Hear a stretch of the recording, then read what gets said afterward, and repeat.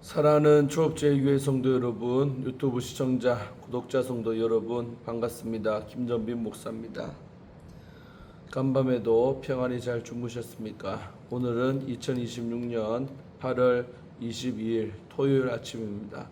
오늘도 주 안에서 복된 토요일 되시기를 주의 이름으로 축원드립니다. 제가 기도하고 오늘의 말씀 묵상을 시작하겠습니다.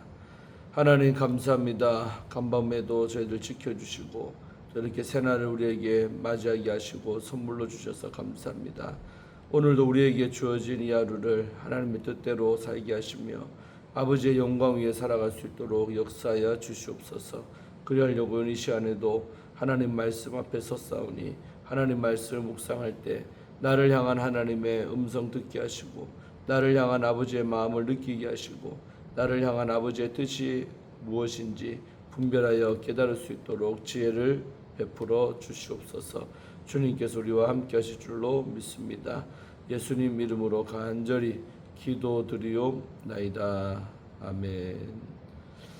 할렐루야. 좋은 아침입니다. 함께 말씀 묵상하실 본문은 에스겔서 44장 15절부터 31절까지의 말씀입니다.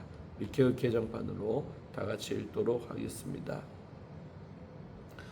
이스라엘 족속이 그릇 행하여 나를 떠날 때에 사독의 자손 레위 사람 제사장들은 내 성소의 직분을 지켰은즉 그들은 내게 가까이 나와 수종을 들되 내 앞에 서서 기름과 피를 내게 드릴지니라. 주 여호와의 말씀이니라. 그들이 내 성소에 들어오며 또 내 상에 가까이 나와 내게 수종들어 내가 맡긴 직분을 지키되 그들이 안뜰문에 들어올 때나 안뜰문과 성전 안에서 수종들 때에는 양털 옷을 입지 말고 가는 배 옷을 입을 것이니 가는 배 관을 머리에 쓰며 가는 배 바지를 입고 땀이 나게 하는 것으로 허리를 동이지 말 것이며 그들이 바깥들 백성에게로 나아갈 때에는 수종들은 옷을 벗어 거룩한 방에 두고 다른 옷을 입을지니 이는 그 옷으로 백성을 거룩하게 할까 함이라. 그들은 또 머리털을 밀지도 말며 머리털을 길게 자라게도 말고 그 머리털을 깎기만 할 것이며 아무 제사장이든지 안뜰에 들어갈 때에는 포도주를 마시지 말 것이며 과부나 이혼한 여인에게 장가들지 말고 오직 이스라엘 족속의 처녀나 혹은 제사장의 과부에게 장가를 들 것이며 내 백성에게 거룩한 것과 속된 것의 구별을 가르치며 부정한 것과 정한 것을 분별하게 할 것이며 송사하는 일을 재판하되 내 규례대로 재판할 것이며 내 모든 정한 절기에는 내 법도와 율례를 지킬 것이며 또 내 안식일을 거룩하게 하며 시체를 가까이 하여 스스로 더럽히지 못할 것이로되 부모나 자녀나 형제나 시집까지 아니한 자매를 위하여는 더럽힐 수 있으며 이런 자는 스스로 정결하게 한 후에 7일을 더 지낼 것이요 성소에서 수종들기 위해 안뜰과 성소에 들어갈 때에는 속죄제를 드릴지니라. 주 여호와의 말씀이니라. 그들에게는 기업이 있으리니 내가 곧 기업이라. 너희는 이스라엘 가운데에서 그들에게 산업을 주지 말라. 내가 그 산업이 됨이라. 그들은 소제와 속죄제와 속건제의 제물을 먹을지니 이스라엘 중에서 구별하여 드리는 물건을 다 그들에게 돌리며 또 각종 처음 익은 열매와 너희 모든 예물 중에 각종 거제 제물을 다 제사장에게 돌리고 너희가 또 첫 밀가루를 제사장에게 주어 그들에게 내 집에 복이 내리도록 하게 하라. 새나 가축이 저절로 죽은 것이나 찢겨서 죽은 것은 다 제사장이 먹지 말 것이니라. 아멘. 오늘 더 먼저 주의할 때 은혜 받으시기를 바랍니다. 오늘 우리 15절부터 16절 두 절의 말씀은 사독 자손의 신실함과 배타적인 특권이 무엇인가가 나오고 있습니다. 본문은 같은 제사장이라고 해도 레위인들과 사독 자손 레위 사람 제사장을 구분해서 말하고 있습니다. 사독은 레위 지파에 속했기 때문에 레위 사람 제사장이라는 표현이 사용됩니다. 다윗 시대에는 엘리 가문의 아비아달과 사독이 함께 제사장직을 수행을 했지만 솔로몬 시대에는 사독 자손이 유일하게 제사장직을 맡았고 유다가 멸망할 때까지 예루살렘 성전의 제사장직을 유지를 했습니다. 오늘 본문은 사독 자손의 제사장, 사독 자손이 아닌 레위인들 그리고 이방인을 구별해서 다루고 있습니다.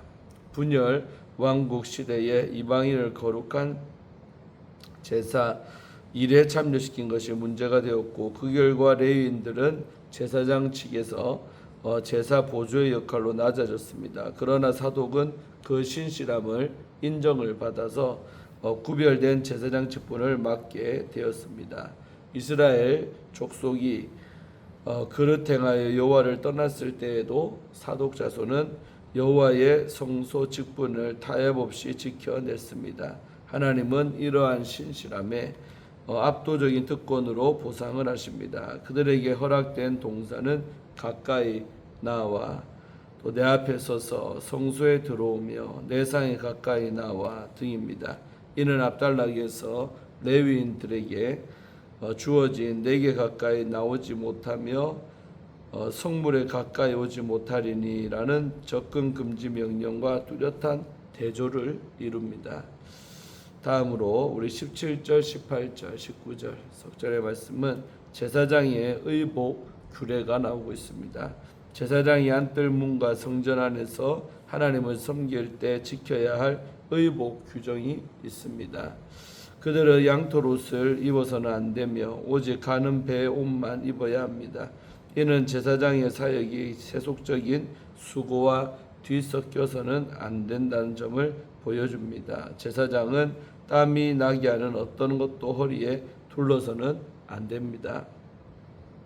19절에서 제사장이 제사를 마치고 일반 백성이 있는 바깥들로 나갈 때에는 성소에서 입었던 거룩한 옷을 벗어 거룩한 방에 두고 평상복으로 갈아입어야 합니다.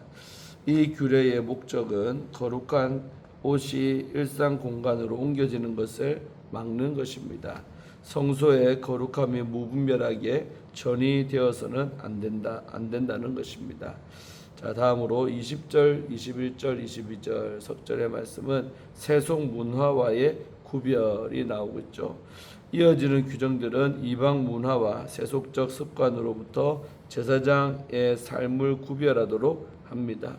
머리털에 관한 규례 20절은 이방 제사장들이 우상을 숭배하거나 죽은 자를 애도할 때 머리를 완전히 밀어버리거나 반대로 또 광신적인 도치 상태에서 머리를 길게 늘어뜨리던 풍습을 배제합니다. 여호와의 제사장은 단정하게 머리털을 다듬기만 해야 합니다. 금주 규례 21절은 안뜰에 들어갈 때 포도주를 금하는 것으로 나답과 아비후 사건을 떠오르게 합니다. 이는 제사장의 사역이 취기와 무감각 속에서 이루어져서는 안 되며 늘 깨어있는 상태에서 수행되어야 함을 뜻합니다. 결혼 규례 22절은 일반 제사장에게도 레위기 21장 7절보다 상당히 강화된 기준을 제시하고 있습니다. 일반 백성의 과부나 이혼한 여인과는 결혼할 수가 없고 오직 이스라엘의 처녀나 동료 제사장의 과부와만 혼인을 할 수가 있습니다. 제사장의 가정에 하나님이 정하신 질서가 있음을 보여주는 것입니다. 다음으로 23절부터 24절 두 절은 제사장의 사명이 무엇인가 나오고 있습니다. 23절은 제사장의 기본 의무를 말하고 있습니다. 그는 거룩한 것과 속된 것, 또 부정한 것과 정한 것을 분별해야 합니다. 이 내용이 레위기 10장 10절에 나오죠. 이는 제사장이 단순히 제사를 집례하는 사람이 아니라 공동체 안에서 거룩의 감각을 보존하는 진리의 파수꾼임을 보여주는 것입니다. 24절은 제사장의 재판 역할을 보여줍니다. 백성 사이에 분쟁이 일어날 때 그는 하나님의 공의로운 율법을 기준으로 판결해서 공동체 안에 하나님의 정의가 흐르게 해야 합니다. 또한 안식일과 절기에 대해서도 제사장은 철저히 준수할 책임을 집니다. 이는 과거 이스라엘이 안식일을 더럽힌 기업과도 연결이 되며 또 제사장이 예배 질서를 수호하는 파수꾼이어야 함을 더욱 강조합니다.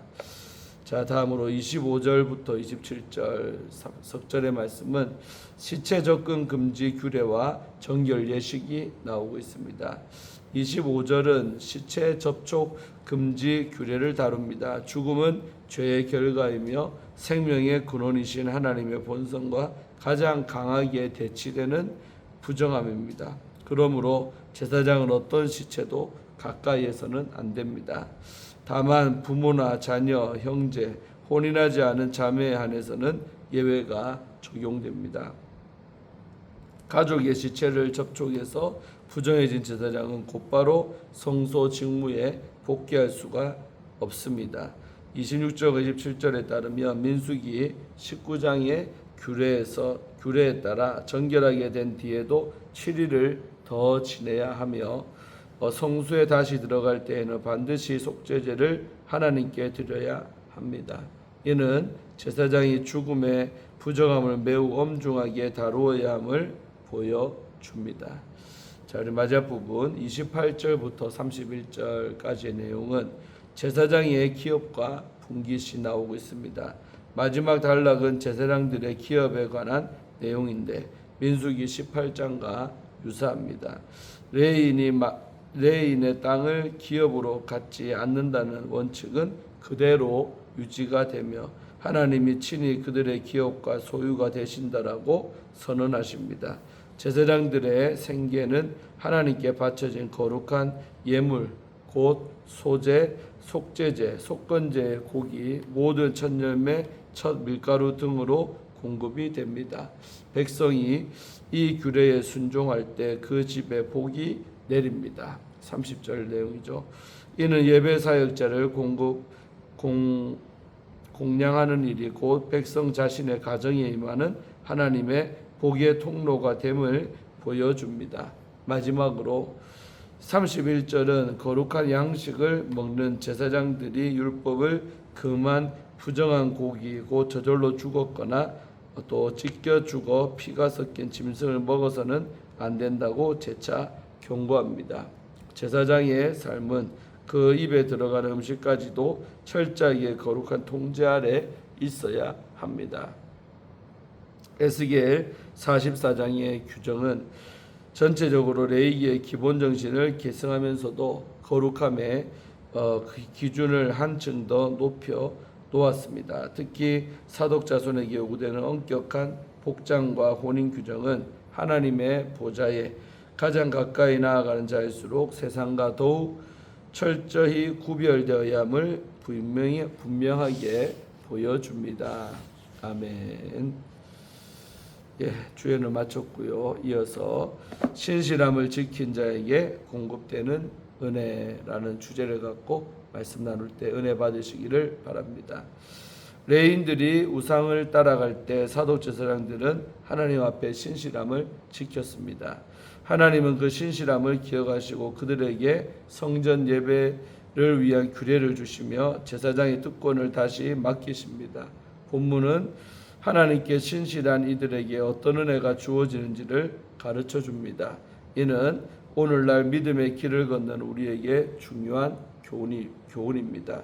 첫째로 하나님을 향한 신실함은 언제나 기억이 된다는 것입니다. 15절부터 19절까지 중심으로 보시면 하나님은 사독 자손의 제사장들을 성전 봉사의 자리로 회복을 하십니다.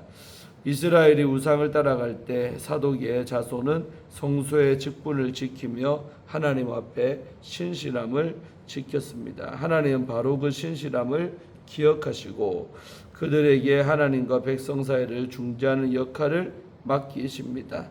또한 하나님은 성소에서 입은 옷과 백성 앞에서 입는 옷을 구별하게 하셨습니다.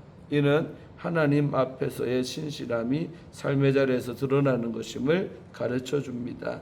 우리는 때로 믿음을 지키며 살아도 아무도 알아주지 않는 것 같아 낙심합니다. 모두가 쉬운 길을 선택할 때 혼자 신실함을 지키는 것이 손해처럼 느껴집니다. 그러나 하나님은 아무도 보지 않는 자리에서 견지한 신실함도 반드시 기억하십니다. 오늘 우리의 신실한 걸음도 하나님 앞에 쌓이고 있습니다. 아무도 알아주지 않을지라도 하나님 앞에 신실하게 서는 성도가 되시기를 간절히 소망합니다. 둘째로 하나님을 섬기는 자들에게 거룩한 삶의 방식이 요구됩니다. 20절부터 27절 중심으로 보시면 하나님은 제사장들의 외모와 행동, 또 관계에 관한 규례를 주십니다. 제사장들은 머리를 밀거나 길게 기르지 말고 단정하게 깎아야 했습니다. 성소에서 봉사하기 전에 포도주를 마시지 말아야 했습니다. 결혼과 죽은 자를 가까이 하는 것에도 규례가 있었습니다. 이 모든 규례의 목적은 백성이 거룩함과 또 속됨의 차이를, 정함과 부정함의 차이를 분별하도록 가르치는 것이었습니다. 제사장들의 삶 자체가 하나님의 거룩하심을 증언하는 것이었습니다. 그리스도의 사랑으로 하나님의 자녀가 된 우리는 세상에서 왕같은 제사장으로 살아갑니다. 사소해 보이는 일상의 선택들이 주님의 거룩하심을 증언하거나 가릴 수 있습니다. 아무리 작은 일에도 말씀으로 판단하고 행동하는 성도의 삶으로 예수님의 선하심이 증거되기를 간절히 기도드립니다. 마지막 셋째로 하나님이 우리의 기업이 되십니다. 28절에서 31절 중심으로 보시면 하나님은 친히 제사장들의 기업이 되실 것이라고 말씀하고 있습니다. 땅이 없어도 괜찮습니다. 하나님이 친히 그들의 소유가 되시기 때문입니다. 하나님은 백성이 드리는 제물을 통해 제사장들의 필요를 채우실 것입니다. 소제와 속죄제와 속건제, 처음 익은 열매와 각종 예물이 그들에게 돌아갑니다. 이것은 단순한 경제적인 공급을 의미하지 않습니다. 하나님 한 분이면 충분하다는 고백이 그들의 삶 전체에 새겨져야 했습니다. 우리는 눈에 보이는 소유와 안전한 보금자리가 없으면 불안해합니다. 하나님을 섬기면서도 세상의 기준으로 안전을 확보하고 싶은 마음이 있습니다. 그러나 하나님을 섬기는 자들에게 주어진 가장 큰 기업은 하나님 자신입니다. 세상의 소유가 줄어들 때에도 하나님이 나의 기업이심을 고백하며 하나님을 붙드는 성도님들 되시기를 축원합니다. 사랑하는 우리 초업제교회 성도 여러분, 유튜브 우리 성도님들, 오늘 우리의 신실한 걸음이 하나님 앞에 하나하나 쌓이고 있습니다. 믿음을 지키며 살아도 아무도 알아주지 않는 것 같아 낙심될 때 일상의 작은 선택들이 주님의 거룩하심을 증언한다는 사실을 기억하시기를 바랍니다. 하나님을 섬기는 자들에게 주어진 가장 큰 기업은 바로 하나님 자신입니다. 세상의 소유가 줄어질 때에도 흔들리지 말고 아무도 알아주지 않는 자리에서도 신실하게 하나님을 붙드는 성도님들이 되시기를 간절히 기도드립니다. 아멘. 우리 마지막으로 이기용 목사님이 쓰신 형통이라는 책의 일부분을 읽어드리고 마치려고 합니다. 나는 교육 전도사로 사역하던 신학생 시절 6일 동안 굶었던 경험이 있습니다. 금식 기도는 여러 번 해봤지만 그때는 상황이 달랐습니다. 당시 사역하던 교회에서 사례비 지급이 늦어지면서 불가피하게 굶게 된 것이었습니다. 사실 내 책상 서랍에는 11조를 하려고 넣어둔 돈이 들어 있었습니다. 잠시 그 돈을 사용한 뒤 나중에 사례비를 받아 다시 채워 넣을 수도 있었지만 나는 하나님께 드리기 위해 이미 구별해 놓은 11조에 손을 대기가 싫었습니다. 그 후로 하나님은 한 번도 나를 굶기지 않으셨습니다. 이 경험은 나에게 형통한 삶은 쉽고 편한 길을 선택하는 것이 아니라 하나님이 기뻐하는 길을 선택하는 것임을 깨닫게 했습니다. 아멘.